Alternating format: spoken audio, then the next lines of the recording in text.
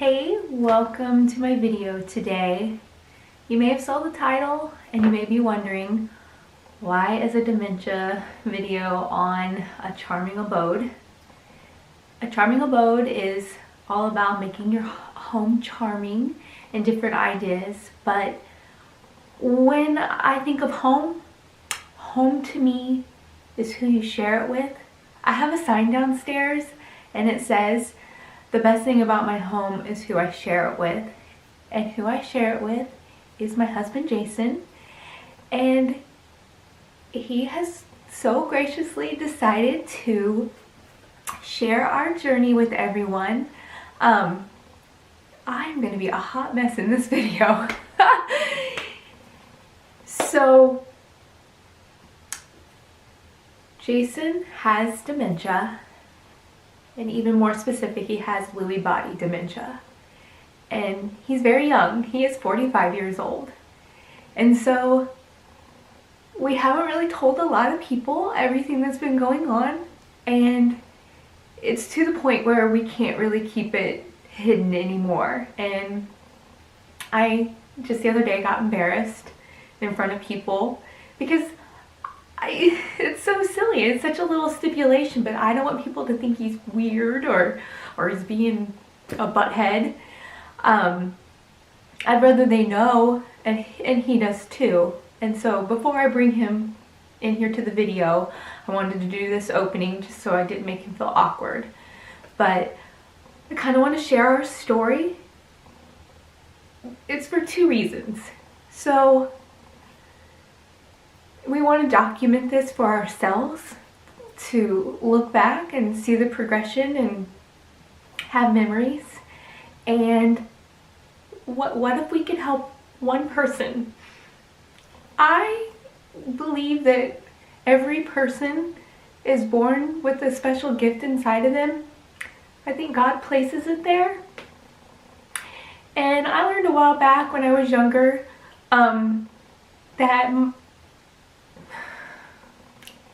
that my special gift is empathy. A lot of people can have sympathy for other people, but when you have empathy, it's where you can place yourself in that person's situation and really feel those feelings. It's why I went into nursing. I'm a nurse. Definitely a nurse of a completely different population of patients. I'm a NICU nurse, little neonates. Definitely not with older crowds who have dementia and Alzheimer's. To be real honest, I had to be a CNA when I was in nursing school, and I worked on a unit for that, and I hated it. And it's just kind of ironic that I'm now going to be living that life of something that I didn't enjoy, but I understand it, and I will be Jason's #1 advocate, his #1 caregiver, and I am going to help him the best way I can.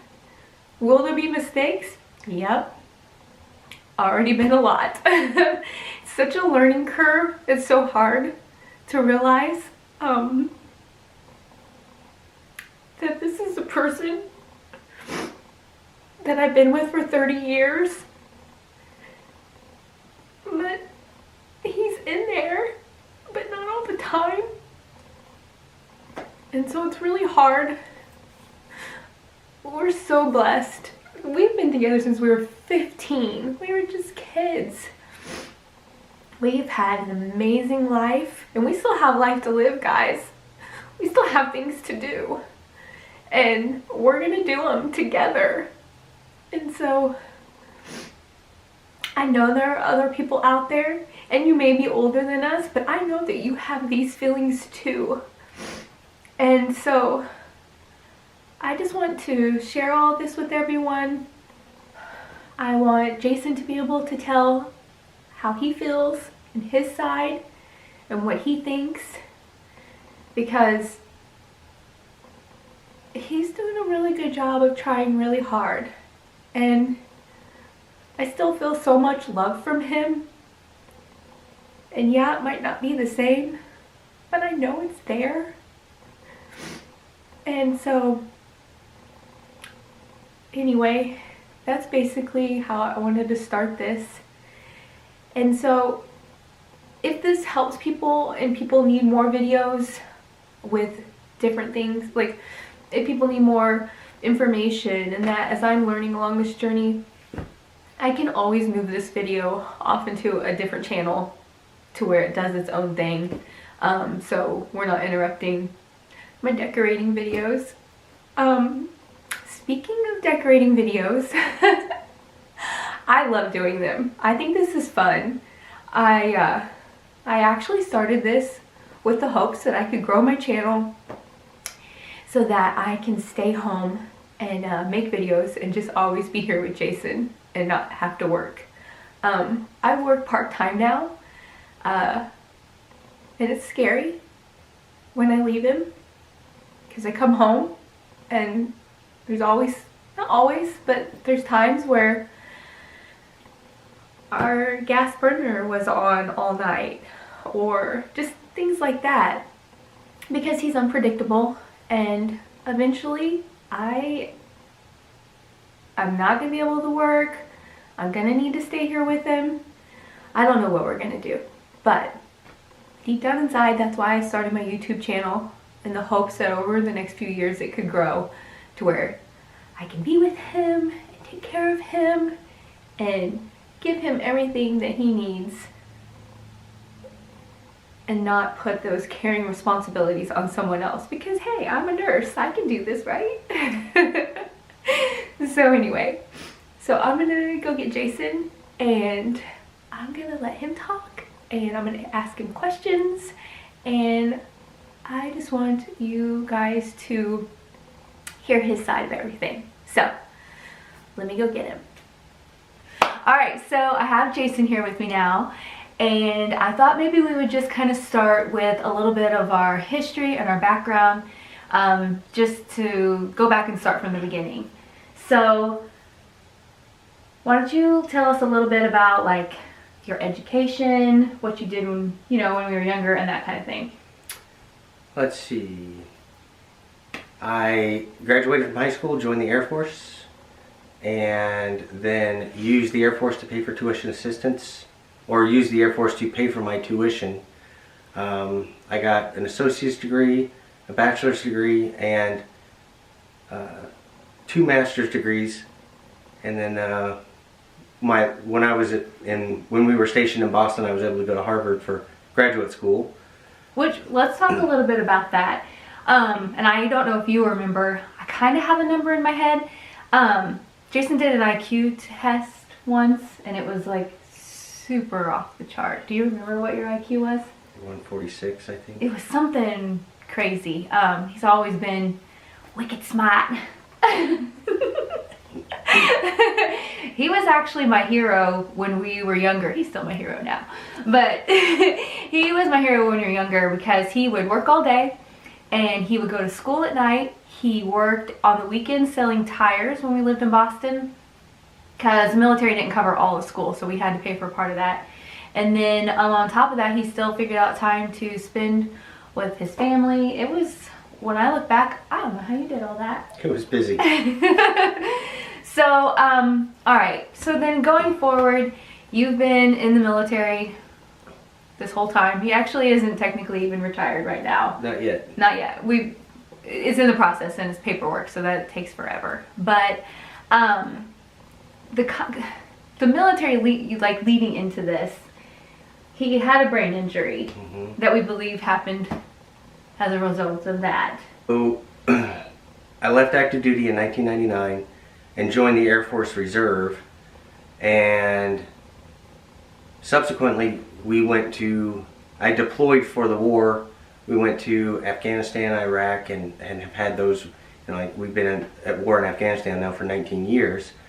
So I've deployed numerous times, but when I was in Iraq in 2003, I was standing on the apron of a runway, and a mortar came in and blew up right in front of me and blew out my eardrums and knocked me out. And that caused a brain injury. I didn't know it at the time. I didn't, in the military it's all about, just get up, brush it off, and get going if you can. And so got home, didn't really have any lasting effects of a brain injury, and kept going, but well, eventually, obviously you did, but they contributed to PTSD. They later, after his deployment in 2008, he came back and he was a little bit of an odd duck. And they said it was PTSD, and that's what they treated it for. So he never got treated for a brain injury at any time. So obviously what was happening was, without us knowing, his brain, the cells were dying off, and eventually that started to become very evident. And so where are we going from here? I don't know. Okay. so many years back, why don't we start with like some of the first symptoms that started for us? I would say it was repeating questions to Yes. my kids. My daughter was thinking of going to college.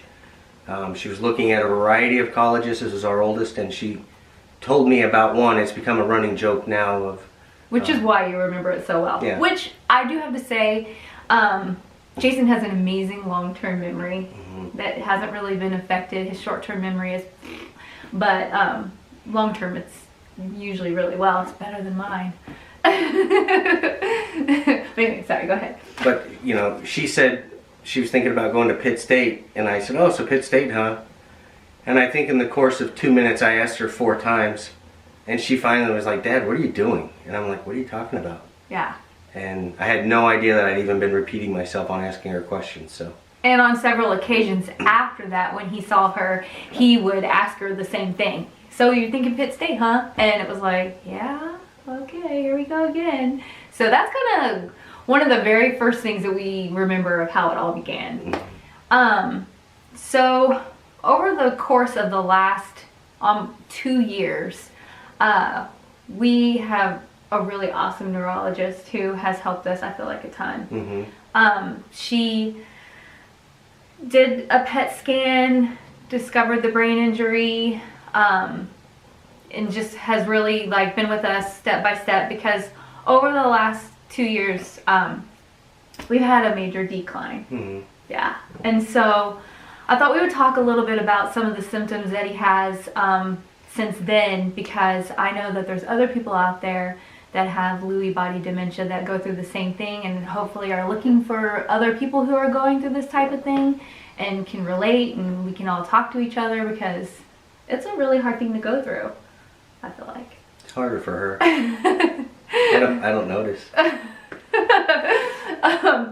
So like I said, his memory was one of the first things that was going, his short-term memory. He's had instances where, he gets lost, and, but here's the thing with how his brain injury turned into this whole dementia and now Lewy body dementia. It's basically like they explained to me, because he already had a neurocognitive breakdown that happened in the brain. It never got treated. When the brain gets injured and it doesn't, get better or have help, there's many things you can do for brain injuries. Basically, we've just left his brain to die, and now that's just taken over, and there we go. And you can't. We can't go back, and we can't fix it. And now we're just on this decline. Medication-wise, which is important, because I know a lot of people take different medications and stuff, and you have to remember that this is not Alzheimer's. He does not, an Alzheimer's patient, they all present the same. When you have Lewy body dementia, basically what am I trying to say? They can have good days and they can have bad days. They can have a good morning and a bad afternoon. There's never any rhyme or reason, and there's a misconception, like Robin Williams, who everybody knows. Later they found out after he passed away that he actually had it. I mean, you wouldn't have known that. He was still working, but obviously having issues, and it's just something where we've done a really good job of hiding it from everybody, but I would say it's getting hard to hide it now.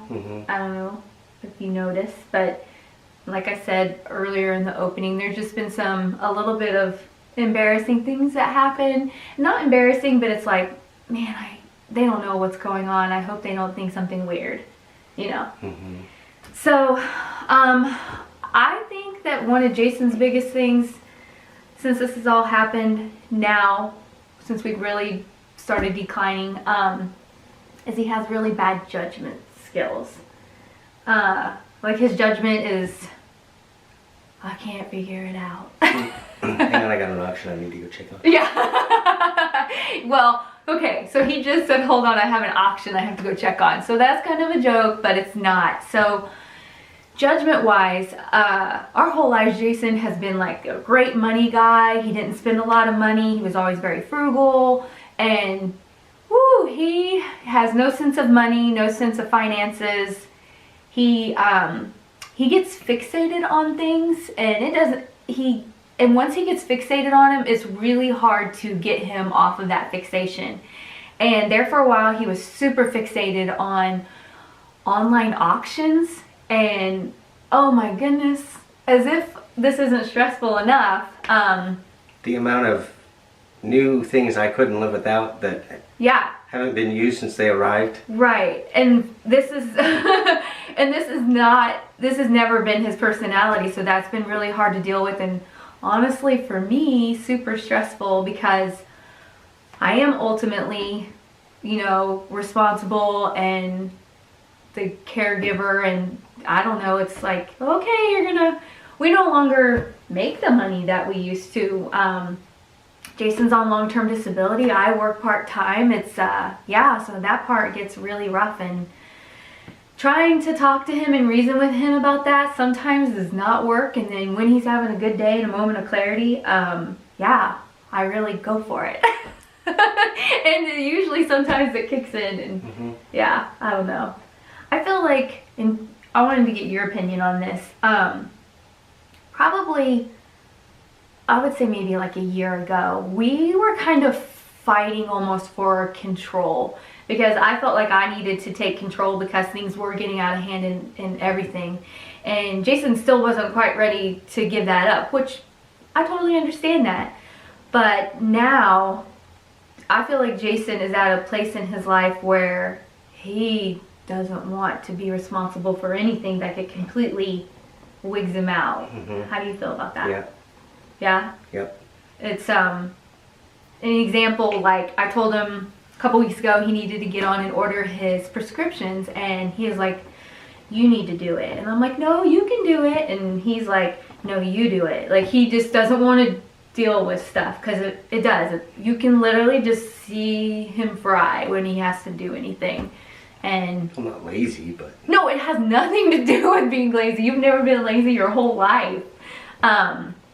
It's just something about, you get this overwhelming feeling, and once he gets overwhelmed, he's just done.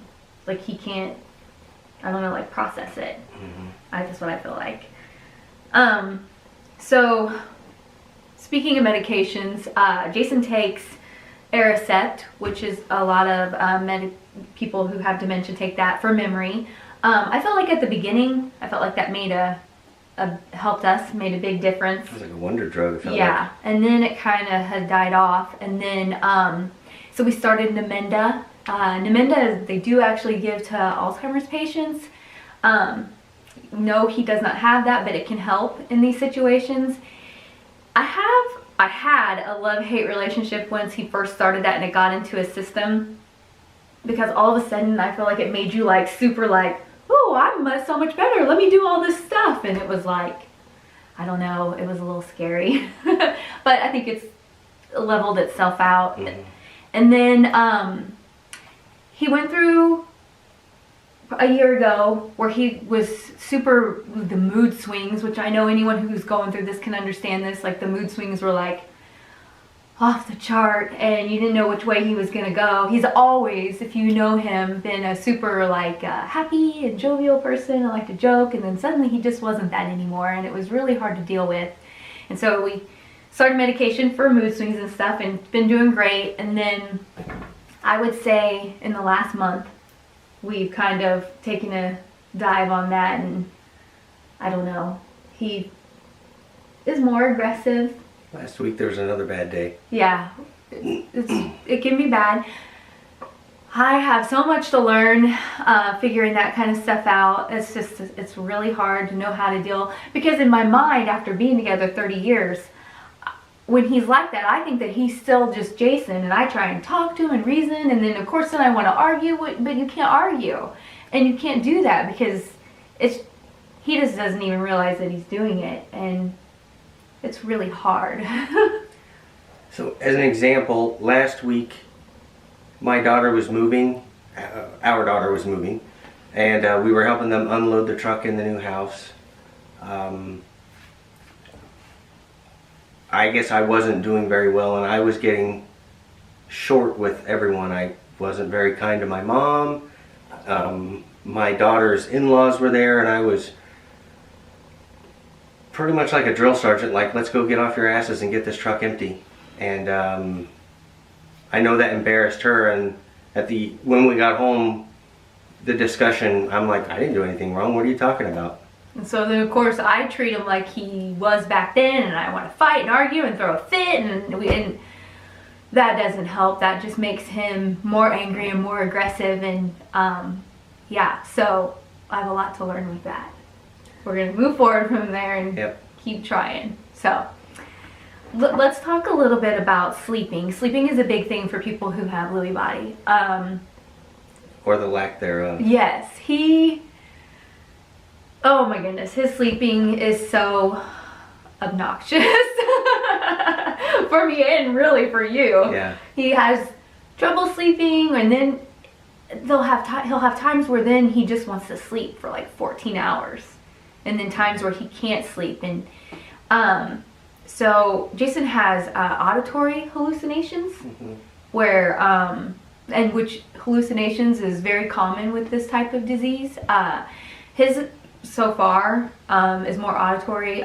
He'll hear music, he hears different things, and you know, back in the past he would set up and be like, do you hear that music? I'm like, no. And he loves the organ music in the middle of the night. That's what he thinks he's hearing. But he also does this thing where, oh my goodness, it drives me nuts. Sorry. I'm getting to that. I haven't got to that yet. He moves his legs almost like he's running in his sleep, and he just like doom, doom, doom, doom, doom, does his legs. And I know that that's part of it, but there'll be times where I almost treat it like he's snoring, and I'm trying to be like, knock it off, you know what I mean? But unlike the snoring, where usually if I say something he'll stop, he don't really stop when I ever do that, so I never really talk about that much. But I didn't even know that happens. Yes, it happens all the time. So sleeping has been, it's really hard. I worry a lot because I work nights, and I worry. I was telling them earlier about how I come home and like the burner is on, and I don't know. I'm always worried of what are you gonna do in the middle of the night, or what's gonna happen. So how do you feel about that? Assume the mummy position, so when you come home you just find me.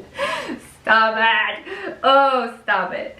Alright, so he started to make a joke a second ago, and he went so he has started this new thing with his throat that, oh my goodness, it's like he's growling, but almost like he just tried to mimic it, but he doesn't know what it sounds like because he doesn't realize he's doing it. And he does it all the time. It's like he's trying to clear his throat, but growling at the same time, and it's very odd. It's almost, I almost feel like,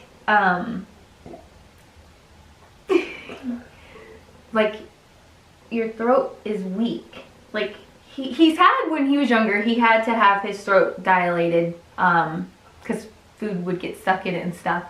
But he has said to me, I don't know if you remember saying this to me, that he feels like he's gonna die, like he's gonna choke to death and die.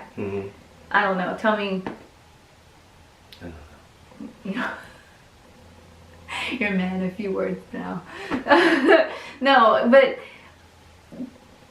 do you have any idea why you think you do that? I've read a couple different things. That sometimes when people have dementia, they do it almost as a soothing thing and they don't realize they're doing it.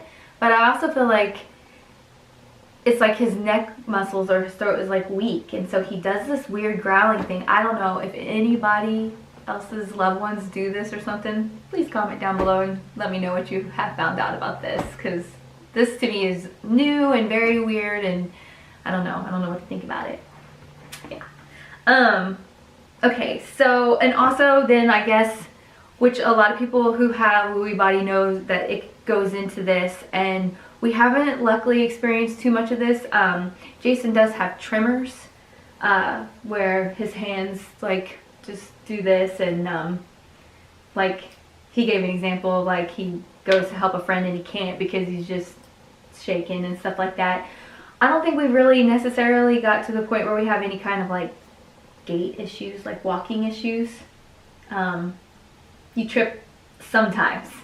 Do you feel like you trip more than you used to? Yeah, and walk into walls. Yeah, walks into walls, trips a little more, but on an everyday, that hasn't become an issue. So I don't know.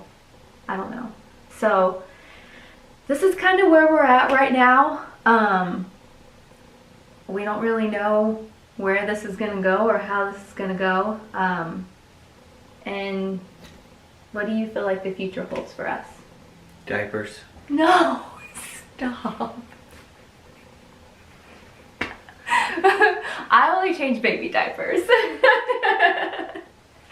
Really, is that what you think? Like, be honest for the camera. You feel like we're gonna get to that? Yeah, well, I think everybody's got goals and dreams in life, and I don't want to say depression, but you've got a lot of things that now start to slip outside of your control, and you realize that a lot of the things you've worked hard for and the goals you've set for yourself and things you wanted to do, accomplish, or get done are now not going to happen. It's just, it is what it is. And that's... We had big dreams of selling the world. Mm-hmm. And I'm going to get sad. Mm-hmm. We had a lot of dreams of that kind of stuff. We have a camper. We like to go camping. We're going to continue to do that for as long as we can. We have the cutest little grandson that lives down in Florida, and mm-hmm. we're definitely going to go down there a lot and see them. And our goals and I think our dreams, we've adapted. Adapting. Mm-hmm. Changing them. Yep. To still have fun, but be comfortable. We have a big trip planned for our anniversary, and I'm not gonna lie, I feel nervous about it. Mm-hmm.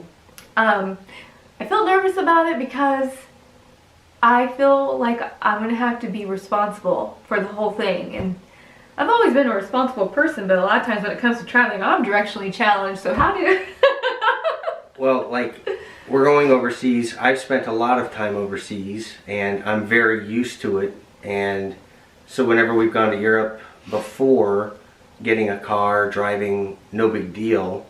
But I've already laid things out, and now that is not as easy as it used to be, and can create a concern. Yes.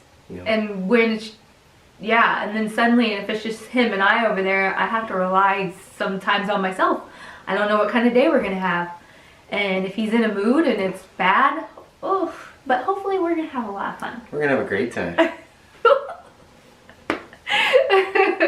Okay.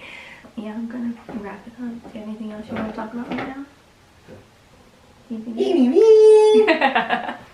He loves James. We love James. That's our little nickname for him. You're cutting that out. No, put that in there.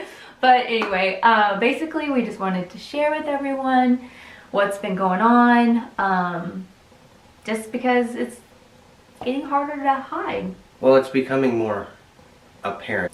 By the way, if they're watching, our neighbors, we have the most amazing neighbors. I'm gonna get choked up. And they all know about what's going on with Jason, pretty much. I don't think they know that they've classified it as Lewy body. But even back in the day, Jason would basically visit with them about every day. And now It's a little more of a struggle, I feel like. But let's be honest, like, talking makes you use your brain, and it's exhausting for you. It's tiring. Yeah, and so he has trouble visiting, but they're so great because they can just hang out and they don't have to talk a ton, and so. Yeah. Oh, shout out to my neighbor Dave. I mean, we can sit there, just hang out, and enjoy silence. Yeah, I love that he has those type of friendships because he needs that. I find him wanting to be a hermit, and they told me that would happen, and I'm encouraging him to continue going next door and that type of thing, so yeah. Yep. We're very fortunate for the neighborhood we live in, and the neighbors we have are awesome. They're really awesome, so supportive. And how do you think that this has affected our relationship? I know I put a lot of stress on you. Aw. And I'm difficult. I feel like we don't communicate like we did before. No. He doesn't, like I said, he doesn't like to talk a lot. And that makes it hard. But I think we're doing okay. Yeah, I've had to realize that, well, I'm still not wrong. I'm just not as right as I used to be. He still cooks amazing. When I can get him to cook. He used to cook every day, like every day. And now he'll cook two nights a week, like usually. Before I go to work, he'll make me something. He tells me he has to feed me before I go to work, and I really like that. I think he needs to keep doing that. Feed me. Yeah. Yeah, I need one of those signs that says feed me and tell me I'm pretty. Which he tells me. But so I don't know. I guess if you guys are interested and you want us to continue to document our journey as we go forward, man, there's so many times I have to admit that there are things that happen that Jason does and I'm like, dang, I wish I had a camera so people could see that, because I don't, but I just never do. Pretty glad that has not happened. I'm gonna walk around with the body cam on. Just kidding. But anyway, thank you guys so much for your support. Thank you for watching this video, and I don't know. Don't forget to like and hit that ring-a-ding-ding bell and subscribe. Because he watches my channel. Alright, thanks guys. Bye.